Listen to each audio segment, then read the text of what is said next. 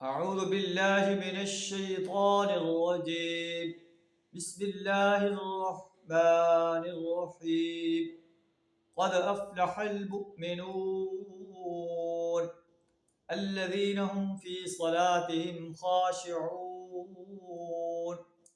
والذين هم عن اللغو معرضون.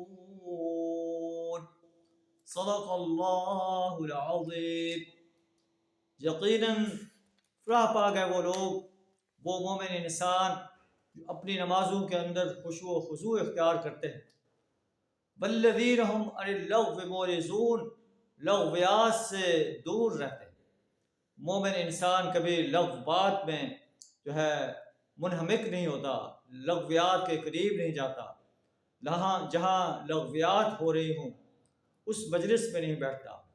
وہ اپنے زندگی کے ایک ایک لمحے کو قیمتی جانتا ہے اور اپنی آخرت کو سنوارنے کے لیے ہر وقت کوشاں رہتا ہے.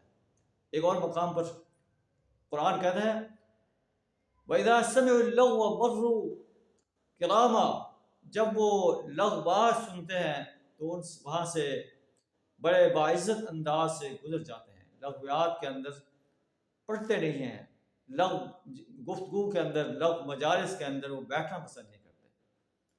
والذین هم للزکاۃ فاعلون، اور زکوٰۃ کے طریقے پر عمل پیرا ہیں، اپنی زندگی کا تزکیہ کرتے ہیں، اپنے اخلاق کا تزکیہ کرتے ہیں، اپنے کردار کا تزکیہ کرتے ہیں اور تزکیہ کا کام کرتے ہیں.